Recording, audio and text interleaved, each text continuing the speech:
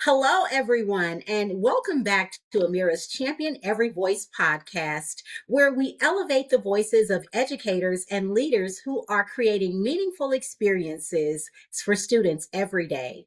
I'm so excited about today's conversation because we'll be talking about literacy at scale again, but from across the globe and into districts and classrooms, and what it truly takes to support students and educators in powerful ways. I'm joined today by my friend, Dr. Jared Bloom, international thought leader, education expert, and superintendent at Franklin Square Schools in New York.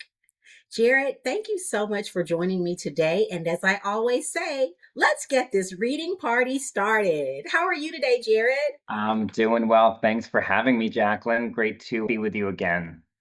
Yes, I'm so excited that we get to chat again. Obviously, we've been on a couple of panels together, but this time we get to have a much more Jared focused conversation. So I'm so excited that our audience gets to meet you and hear from your amazing experience. And speaking of, can you share a little bit about your background and how you became a superintendent? Sure. I have kind of a non-traditional background path to the superintendency. In fact, I started in the dot-com industry many years ago. And when the bubble burst, I was looking at what to do next and landed on a position in New York City at Franklin K. Lane High School. And I was given this opportunity to work with the Teacher Center and to explore teaching and really be able to hone in on my skills. Ended up going to the Herrick School District. And then, as part of the work that I was doing, I was training other staff. I was bringing in all kinds of technology. I was writing grants. And I ended up getting this opportunity for the possibility of being a technology director with a superintendent I was working with. At the same time, another position opened up in another school district, and a friend of mine who was an administrator said, "You have to apply there as well. You don't know if this is going to pan out." And I did, and ended up getting a job offer in the Deer Park School District, where I was the tech director and ended up also being a chair of English at the middle and high school levels. And then I ended up going to South Huntington, where I was an assistant superintendent, and now going on my 8th year here as superintendent in Franklin Square. Quite an interesting path, but all connected to technology and learning and student-driven instruction. And it's just been a really exciting journey. Yes, a robust journey. Sharing your journey with me, Jared, it definitely helps me understand more about your passions and about how you show up in spaces as a leader. From your perspective as a superintendent and international thought leader, and we'll talk more about some of your travel abroad, but how do you define agentic learning and why is it becoming such a critical focus for school systems right now?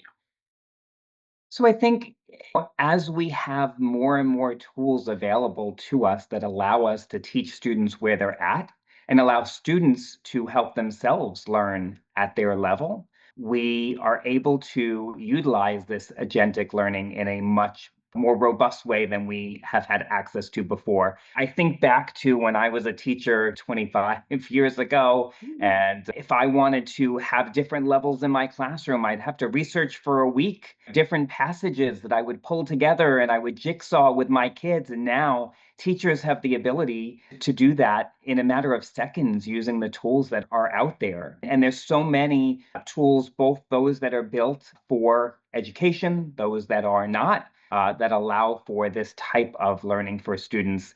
And again, I've been saying this for years. We really do have to meet students where they're at and teach them for their tomorrow, not ours. And what better way to do that than to make sure that we are giving students agency, that we are giving them topics that they're interested in, or at least allowing them to learn about topics in a way that is interesting to them and at their level, and being able to move up and down depending on the subject for every student. And that is just a miraculous thing that just wasn't as possible as quickly a couple of years ago.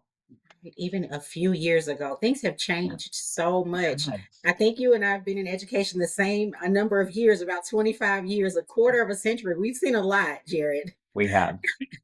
Agentic learning does not happen by accident. You must establish an organizational culture where students and educators are trusted to learn, lead, and adapt. How have you done that in your district? So I think a couple of ways. I think number one, it's trust, right? We have to trust that we have incredible educators who can do this work.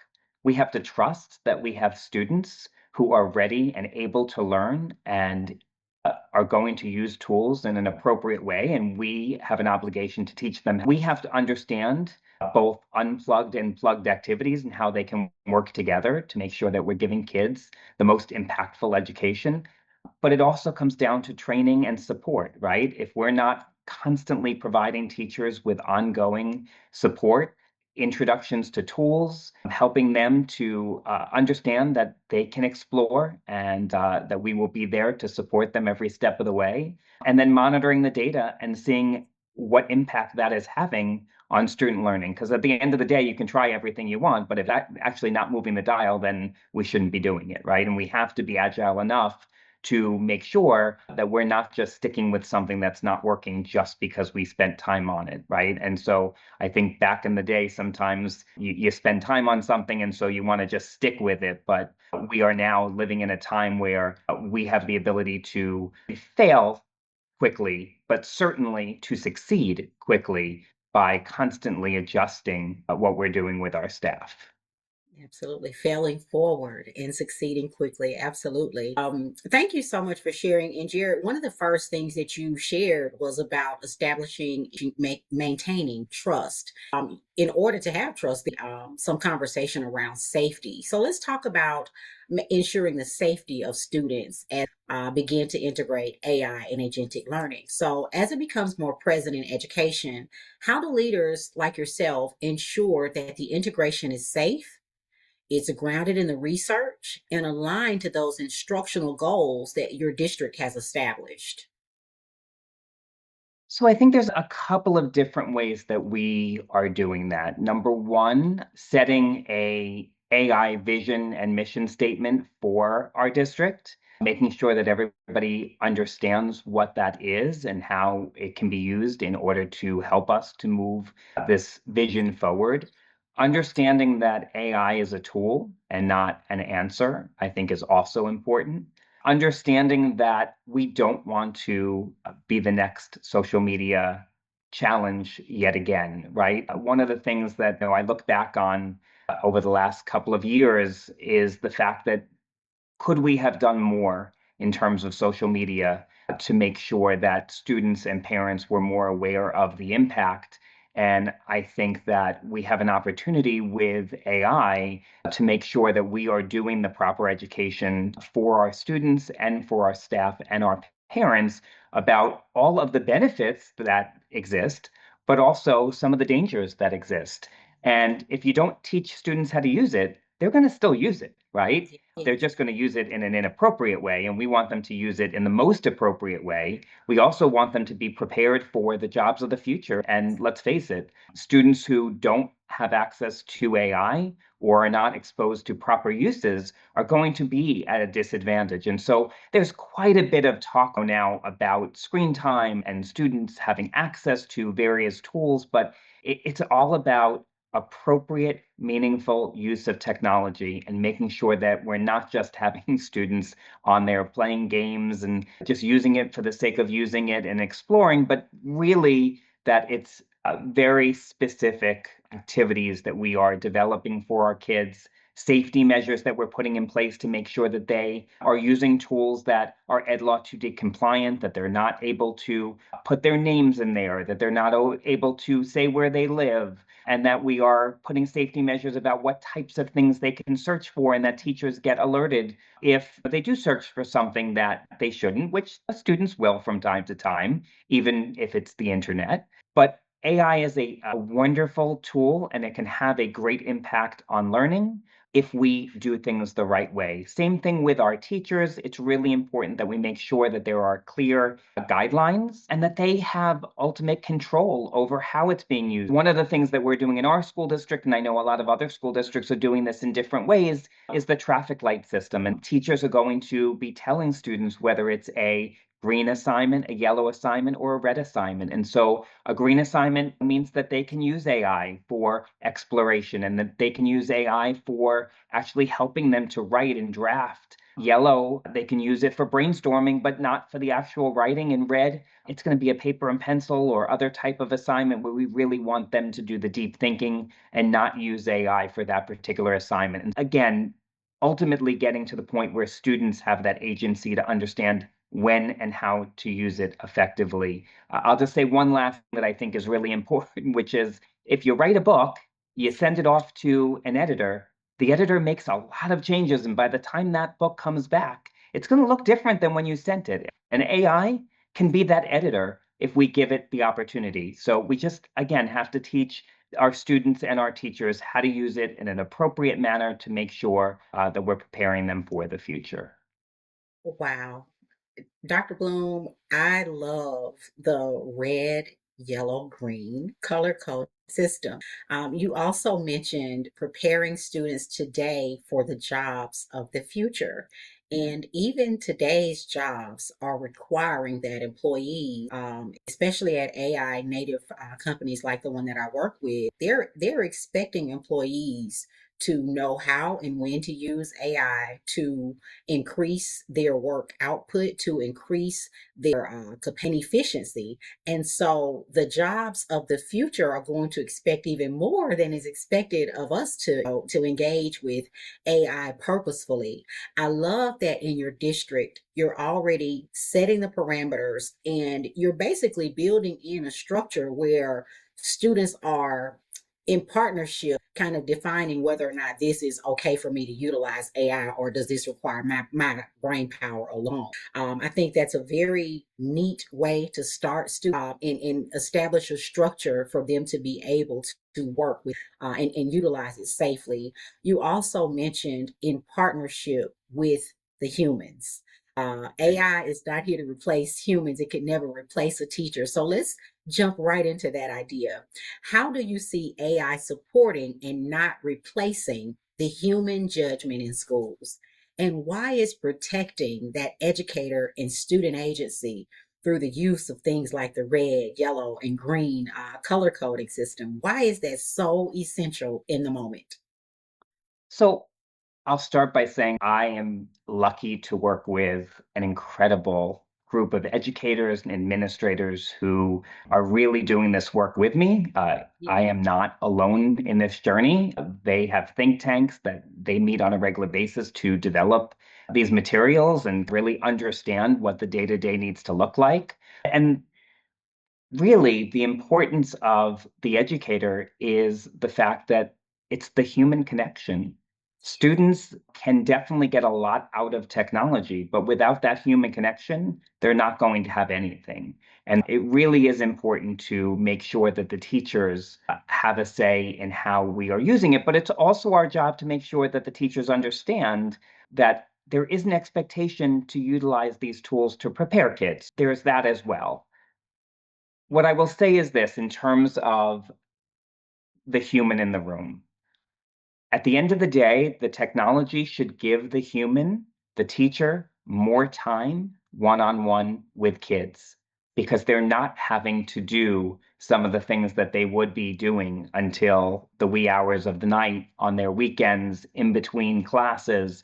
The ability to understand which kids to pull together, the ability to have data dashboards that give you insight into which kids to work with or which kids need a particular skill or need additional support or need enrichment.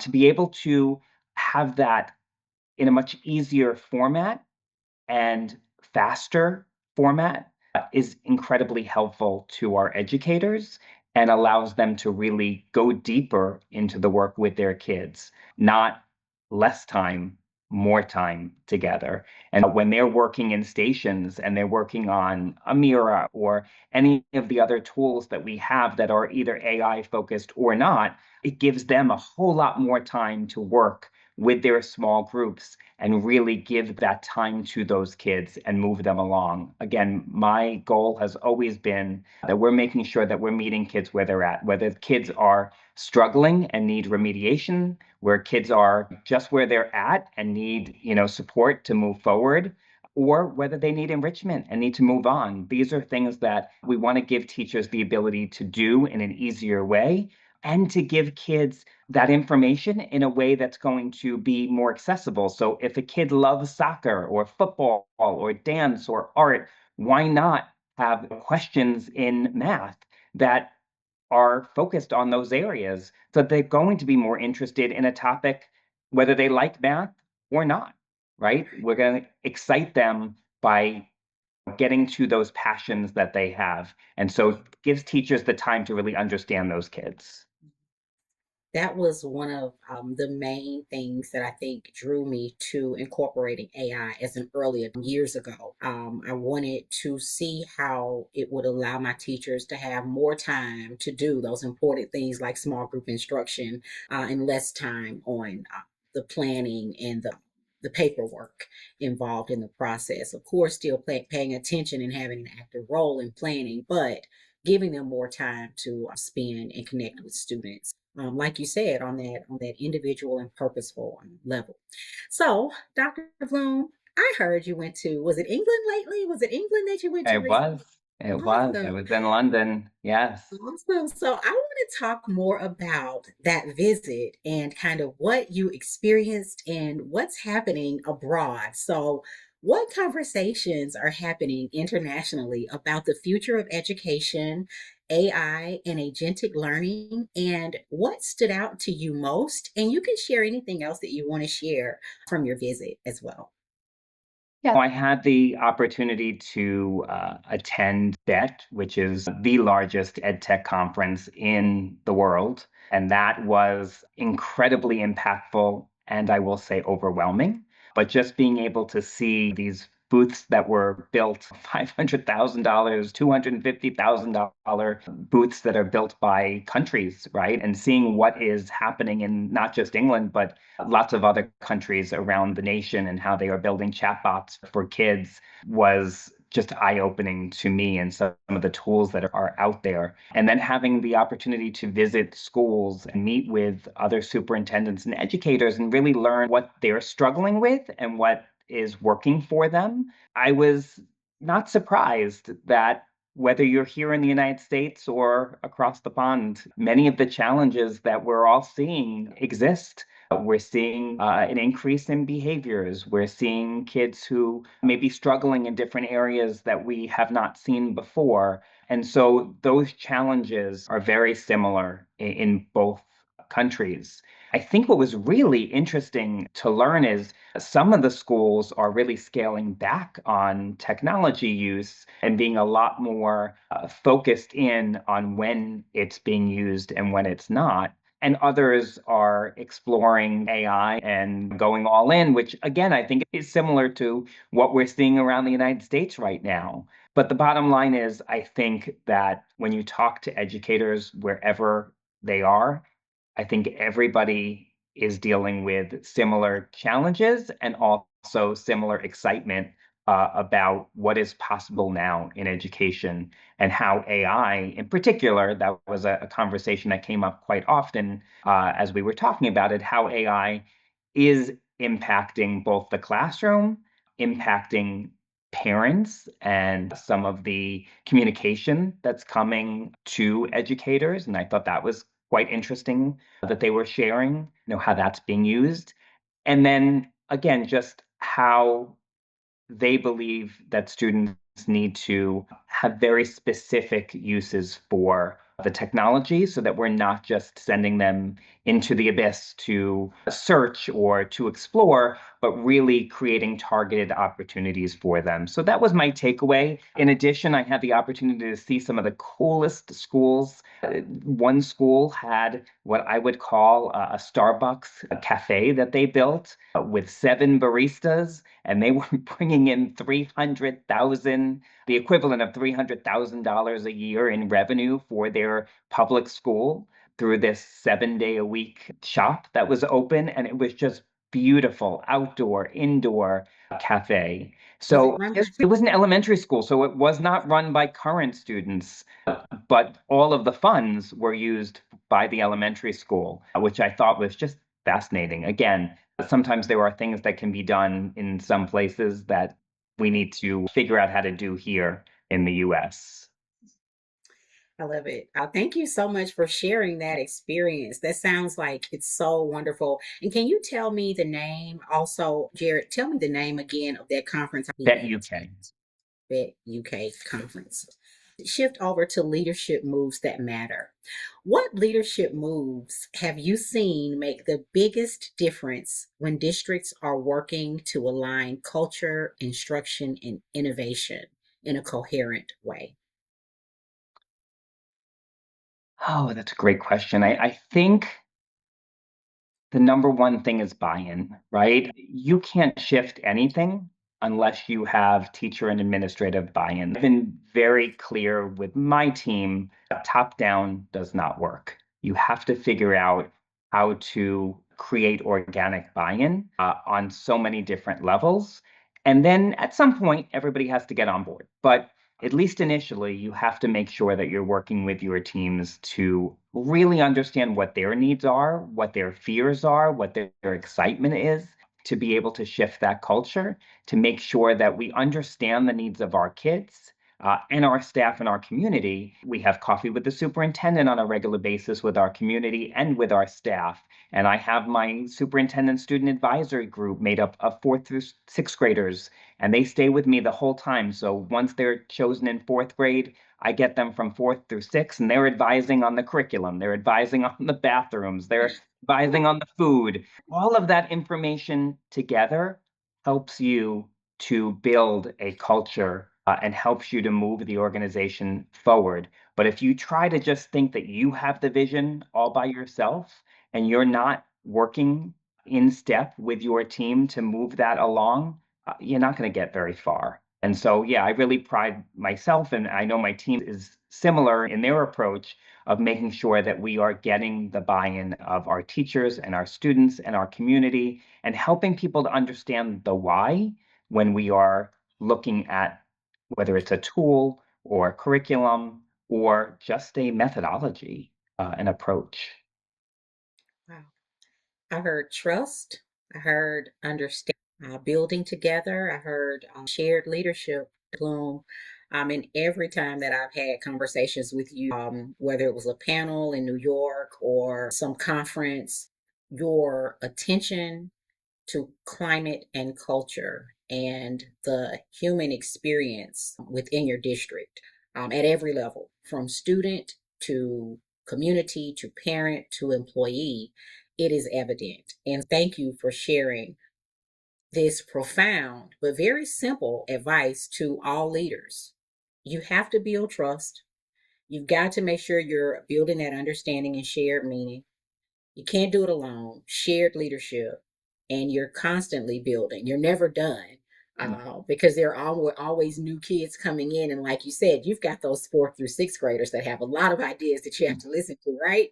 And you get a new group each year. And I think it's so amazing that you stick with that group of kids as they're going through what is a really critical for them in their education, in one where we see students change from, especially on standardized tests, we see them go from, being proficient, and then something happens around fifth grade where we start to lose them or they start to drop off. So having that group with you as your, is it your superintendent's advisory council of It students? is. Having them as such a critical part in their journey and hearing their voices and having their voices so close to your mind and heart. I just think that that is phenomenal. So thank you for sharing that with Thank us. you. And I'd say one last thing is just being able to pivot, right? We have to be able to pivot when things are not working or when they're not working the way that we would hope. I think again, too often we get stuck in this is the way or it's the way it's always been done. We have to be willing to be flexible and know that things change, and that's okay. Flexible leadership. You've heard it from the guy that's in the top seat in the district. You've got to be flexible and agile, as we expect our teammates to be as well. Thank you for sharing that much needed perspective here. Let's talk about equity and access as we begin to close out. From a systems perspective, how can agentic learning and thoughtful AI integration you've shared with us that you guys are doing in Franklin Square, how can it help close opportunity gaps and ensure that all students benefit, not just a few? So I think when you are looking at agentic learning, where you're meeting every student where they're at, you can be nimble and you can be flexible and you can be innovative in a way that you would not be able to if you were just doing the traditional education that we've been doing forever.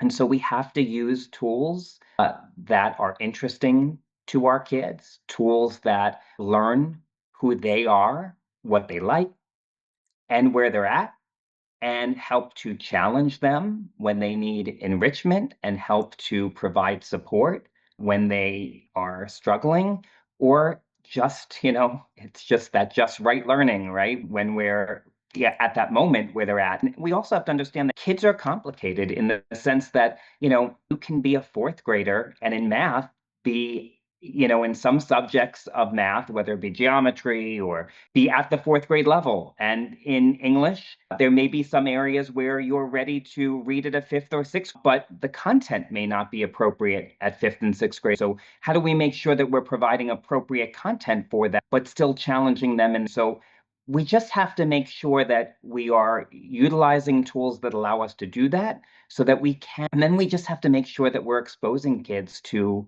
lots of different content and different writers and different types of books, teachers, so that they have different experiences. And that is going to move in a way that just traditional learning would not. And so I think those are the things that, and then it's just diving into the data, right? Not enough to just do.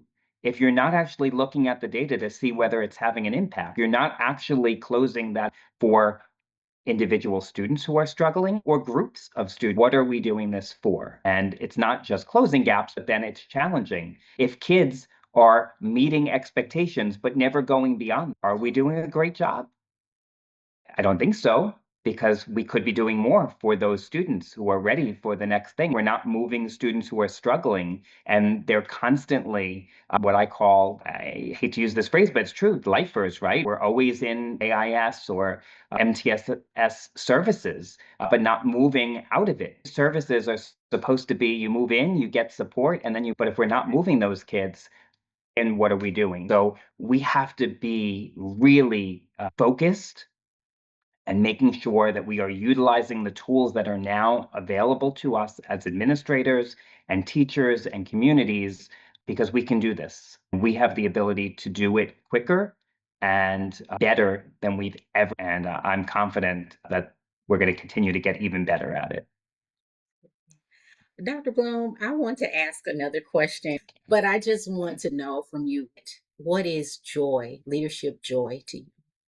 What fills your heart with joy as a leader when you look at the boys and girls and your employees in your district? What gives you joy? Oh, so much gives me joy.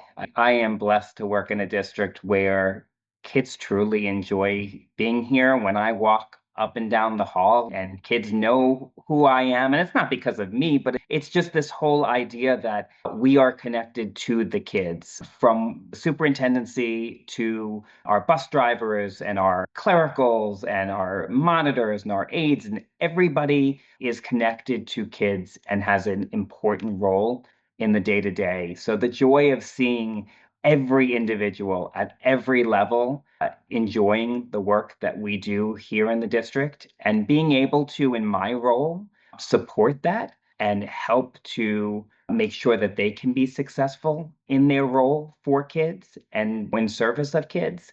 There's nothing better than that. So I can sleep every night knowing that everything we do is for the kids of this district. And I'm very blessed that I get to also travel and work with others and hopefully then have an impact on other communities as well, which has been really wonderful for me. And I've learned so much from my colleagues around the state and the country and now the world. Well, we certainly at Amira have learned a lot from you, Dr. Bloom. We thank you so much for showing up to share your thought leadership, to share your passions with us, with our audience, and always being willing to kind of share your story, not just about Amira, but share the story of connectivity within your district, share the story of the love that you guys have for the students that you serve, and to share how you're building trust and a positive climate and culture where people can be successful. I think I mentioned this to you the last time we were in New York together. The climate and culture, the attention that you pay to that throughout your district, it comes through in every conversation. And I could not have this podcast and not ask you to be one of the very first guests. So I want to thank you for being here with us today. I just have one last request from you, Dr. Bloom. Can you give me your very best? Let's get this reading party started. Let's get this reading party started. Let's go, Dr. Bloom. So, Thank you for sharing your insight and leadership, as well as your global perspective with us today. Your voice reminds us that lasting literacy change happens when policy, people, and practices are aligned. To our listeners, thank you for joining us for another episode of Champion Every Voice podcast. Please keep supporting educators, keep giving every child a chance to become a reader. Until next time, thanks, guys, and thanks, Dr. Bloom. thank you.